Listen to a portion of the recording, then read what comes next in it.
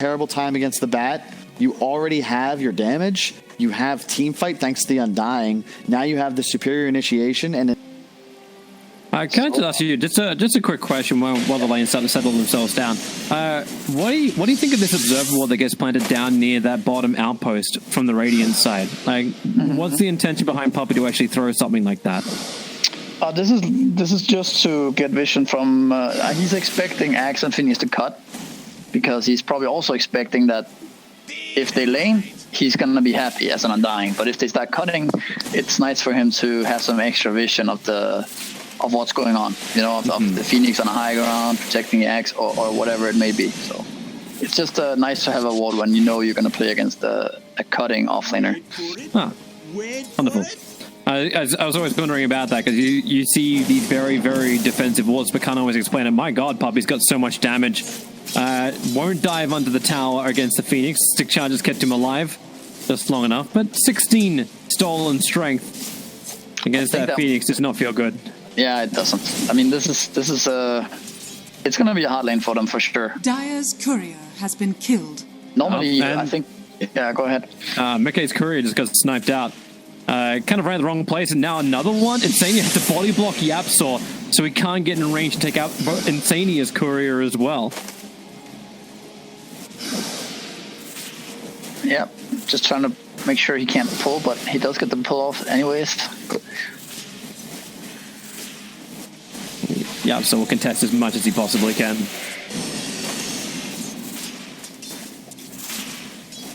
This mid lane looks a lot even, like a lot more even than I thought it was going to be.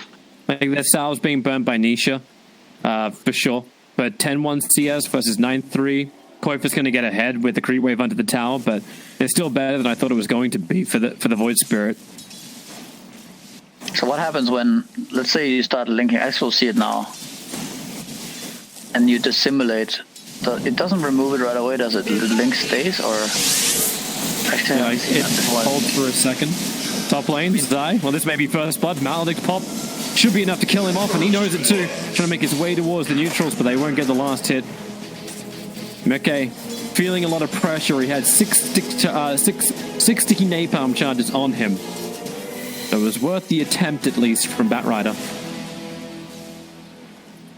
So one thing to consider about Batrider is that he's like uncountered in this game, in the sense that there's no lasso counter, and the heroes he's playing is also really bad overall. There's a sticky napalm, but as a laning hero, Batrider is not that strong until he gets to a certain amount of levels. It's very low base damage, and people buy stick against him for obvious reasons, and then they don't really die to his combos. So what you usually want to do is something a VP are doing a lot recently, where they just start cutting, like you're going to see Sai doing right now. He's going to drag 2 waves together, and then he's going to farm it. And then pretty much against anything, you're going to be able to get every wave. And we see the same Axe cutting bottom as well.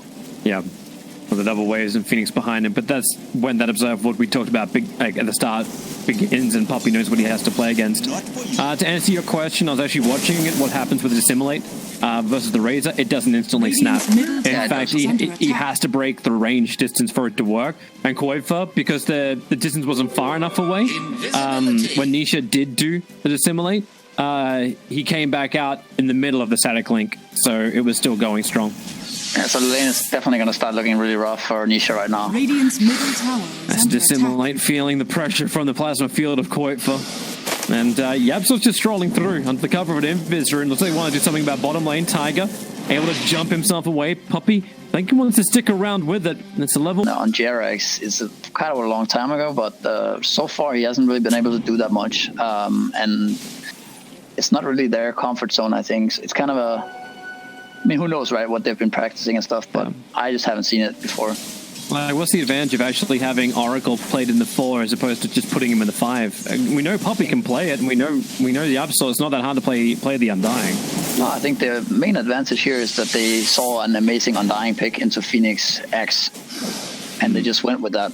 Because they were second pick, they know Sai can play offlane Undying too, and then this is just how it ended up turning out. So you just make the lanes work because of the heroes you picked during the draft. Yeah, I think Yapso in this case just takes one for the team, perhaps. Fair enough. Bottom lane, Axe missed out up. Tiger's still having a fine time just hitting into Puppey during all of this, but now Oracle will also arrive. Axe wants to get his TP out. That's not going to happen. Quick cancel as YapzOr just continues his rotation. But that's 3 heroes. Yeah, Matumba has to TP back to the T1 tower before he misses out on too much. His net worth's not terrible. In fact, it's number 1 on the board. 3,000. Everyone else is pretty close. Batrider's the only core who's kind of falling behind the others. Yeah, he's also pretty much solo experience throughout the whole game so far. So he's halfway to 7 already. That's the downside of playing these cutters. You can see the Morphling is in the same situation that, yeah, you get stuff for yourself, but you give the enemy carry free farm in most cases. I don't think Nisha wants to rotate again, coming to the top lane, but Dire Observer Ward sees all. So back under the tower, Insania goes, and Mickey will play as defensive as possible. And that's the ping's coming out. There's 2 sentry wards on Undying. They're probably feeling like there's an observer ward in the lane. Yeah, it's exactly where Puppey drops the sentry. Like, all right, if there's not in the lane, it's going to be over here on the ramp. And oh my, barely missed it. That's actually kind of a big deal. That's kind of a big deal. He used that's 3 sentries. And, yeah, two sentries and the observer ward got planted displayed. Batrider losing all the life. He tries to give him a bit of a soul rip from Puppey, but Maldix will take everything else.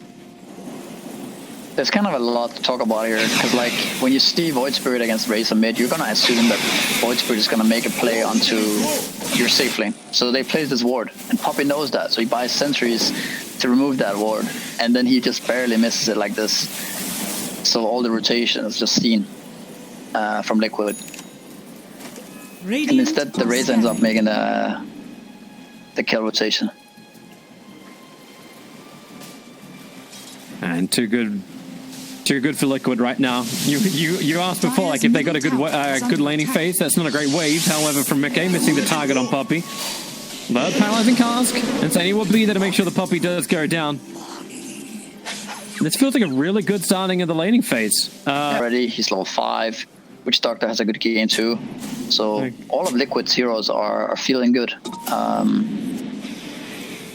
And these couriers, is it really that hard to keep your courier alive? Cooldown's going to be committed. Phoenix doesn't have 6, so this should be quite a simple kill from a Tumberman. But yeah, is it really that difficult to keep your courier alive? We've had, I think now, 7 is the count that have died in 9 minutes. You don't expect there's some Phoenix, at your tier 2. So you're just playing your game, and then there's a Phoenix, there. You don't see it coming. Maybe that often. So quite fun. He wants to pick up the Keen Optic, but there's a remnant that will pull him up on the hill if he does. And the battle for the 10-minute rune. Now this won't be scouted out unless Nisha actually jumps down. Okay, now he's able to get it. Protects the neutral items at all costs. Undying Tombstone denied by Puppey. As 4 heroes from Team Liquid have come to join the fight. Paralyzing cast, 2 heroes isolated, but nope. You're able just to step yourself away or to simulate yourself away. Puppey won't be so lucky. Oracle trying to protect himself from all the magical damage, but Tallman's continuing to run back to the tier 1 tower. Cask is still on cooldown for the moment, but 4 heroes. One of them has plus 108 damage, looking to dive the tier 1 tower. Batrider now going to TP in. We've got the Pyramid Sun Ray, the Phoenix Sun down. Matumba's trying to get rid of it in time. Will the sun come off? No, I'm worried. Matumba will get rid of it. Box comes so much damage under the tier 1 tower. He'll live thanks to the 1 charges. Nope, take that back. YapzOr brings in the extra nuke to finish the job. A quick remnant. Quite just out of range of that. The flame break won't push him back in time. But now the dive is on from Team Secret. Paralyzing cast, making it very, very difficult to jump. And we can sort of see this Witch Doctor. He's now at level 6. He's been pretty active in the lane with his Maledict, but he's got it at level 3. We've got Maledict and Death Ward to go to work. Yeah, this Witch Doctor is not a joke anymore. Like this Death Ward has been buffed so many times that you're not gonna think of the spell that much in the game until you start dying to it, because it shreds heroes. And Fight time. Blink call. Zai's already having a hard time. There goes the Death Ward, and there goes Zai. Just culling bladed down very, very quickly. And Zai is playing from range. The flat cannon from Atoman does do a lot of damage. They're back under the tier 1 tower for the protection of the Phoenix Sun, and Morphling waveforms in. Undying losing so much life. The False Promise has to be used on him to keep him alive while the Tombstone mopped up by the rest of Liquid, but now Nisha tries to go ham. Koifa dies so quickly, but another call out from Boxy with the Maledict. They need to get that damage into Nisha, and Mickey very happy to oblige. Nisha will go down, and Team Secret bit off more than they can chew. The low value core of Team Liquid is all that was lost. Yeah, I mean, there you saw the Witch Doctor Ward in action. It almost killed Matumba Man from full HP. And it feels like it's pretty hard for Secret to fight if Bad Rider ends up dying first, because he's most of their damage realistically. They kind of need him to stay alive in the fight and just keep sticking and being annoying in the fights. And he's on bottom lane trying to farm those BTs you're talking about. You can see the indecision from Zai. He wanted to farm up the bottom lane because he's still trying to work his way to getting the Blink Dagger. But okay, he'll have enough time that he can pick up the bounty rune and get out. But it still means 3 to 1 is the trade-off to the 15-minute mark for bounties. Yeah, there's kind of a lot of pressure on Zai this game because he wants to go bots, you know. So his game is good and it's just perfect for the hero. But at the same time, they're kind of not in a good position, so he feels bots is too greedy. It won't be. It's kind of griefing the team a little bit if he goes bots. But yeah, he switched to Blink. You know, I'm not sure. Like that's just kind of how the thing is up, right? Because they see a lot of the map naturally. Radiant are scanning. There's also a weird thing that happened. Oh wait, they're gonna scan counter smoke here. That's a good. That's a Radiant defensive scan. Matumba feels him coming and gets the hell out of there. Dyer's top tower. Courier flies over the hill, and that just tells you exactly where everybody is. They still have the ops. They have a sentry, but hasn't walked up the high ground. Yeah, he needs to see it. I'm visible. Well, Poppy's gonna lose his life. The observable is taken care of. Maybe not. Oracle Yapzor arrives just in time to get the False Promise out. However, did steal a fair chunk of damage. And now we'll see what Zai can do. Blink in, Lasto, he found the target. He found Koifa, pulling it back in. Defensive Heal Scepter will come up. The Phoenix Sun will also connect on the ground. Matumba standing his ground as well, but they haven't taken care of the Phoenix Sun just yet. The stun comes through, and now Boxy, dunk number 1, looking for a second. Over towards Yapzor. The WePlay completely uncontested to the south, letting it go. And now Nisha, he's got 21 charges available. No step up and running. They want to finish the job. Another paralyzing cast can Maledict forward. They can dissimulate, jump over, and they want revenge on Insania. Nisha will end the kill streak. And it looks like Secret are at least picking up some of the pieces around their tier 1 tower. Easy split.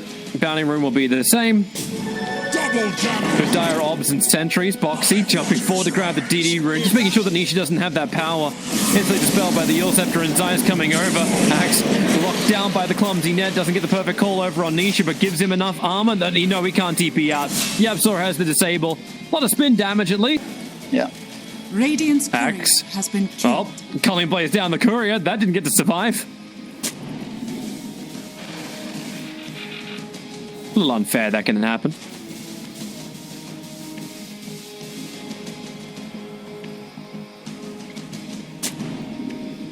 So Liquid just kind of farming for their timings here. Morphling is closing in on E-Blade and Koiko on BKB. And then I imagine they're going to meet up and smoke up. Try to take a good fight. And Secret is not going to let that happen. They're themselves going to smoke. And see what happens here.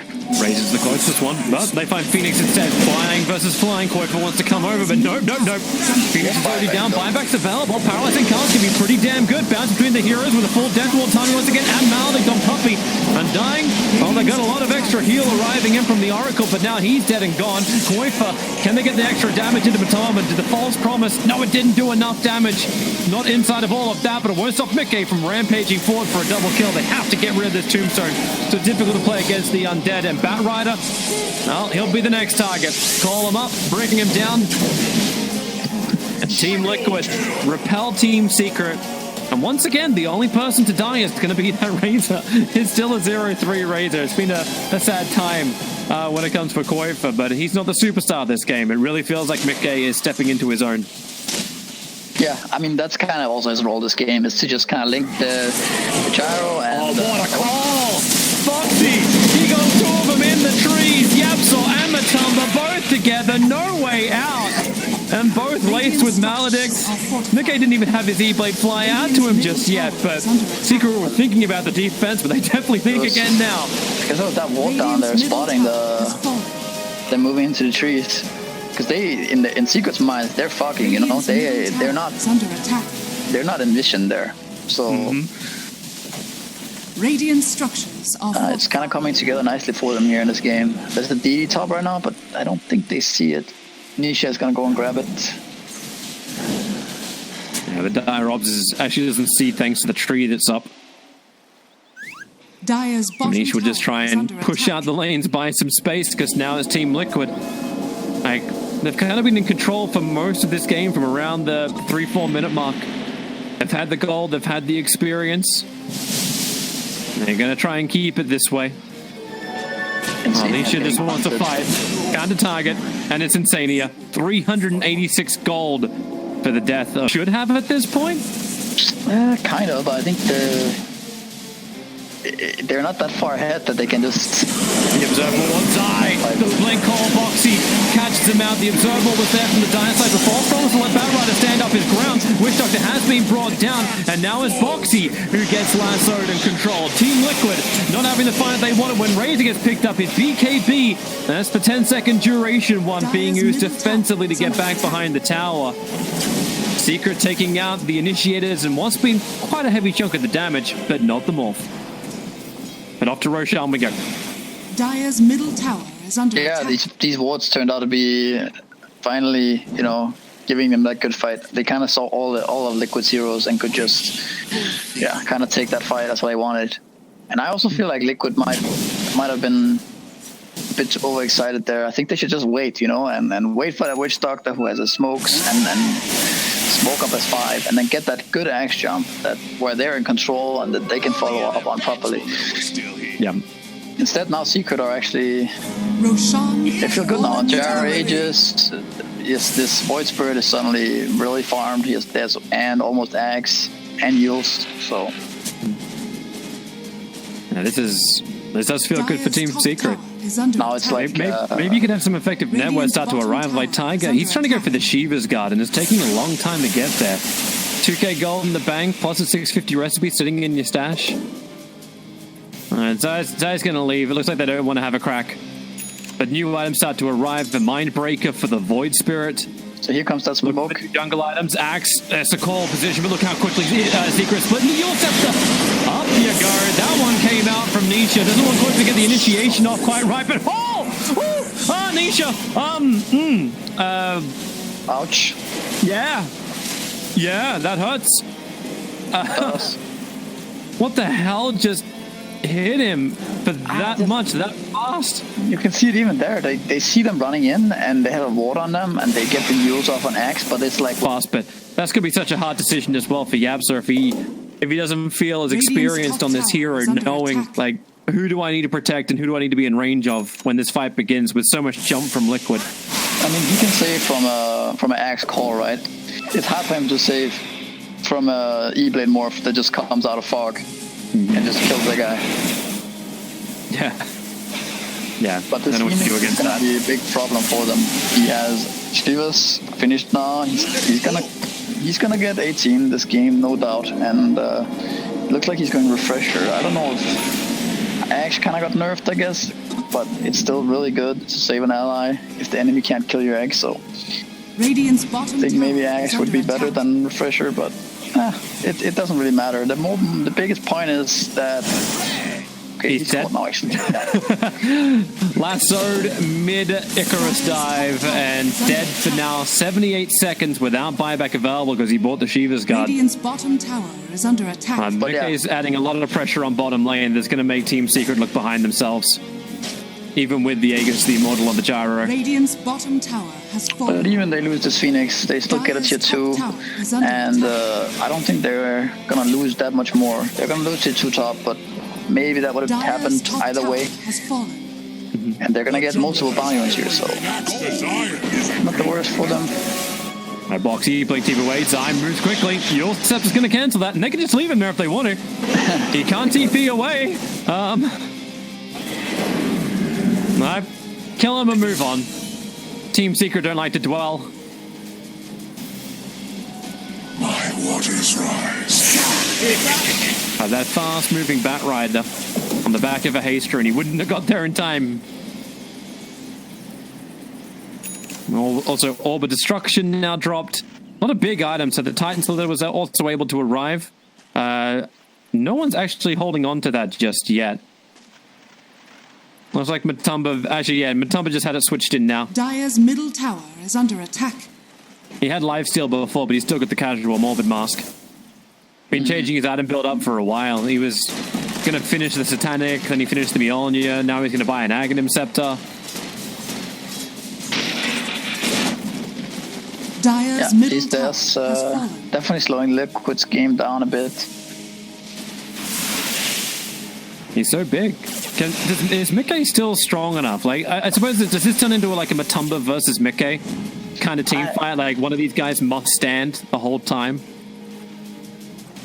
I think these stats were pretty bad because it kind of, you know, Morphling is so strong right now. But if Matumba gets the Satanic and Rapier, you know, this, I don't think Morphling is the hero to beat that type of hero. So Blink Call's gonna happen, and they get it too. Nisha gonna lose his life very quickly. 80 seconds on the sideline without buyback available, and Mickey wasting nothing. He just burnt that BKB too.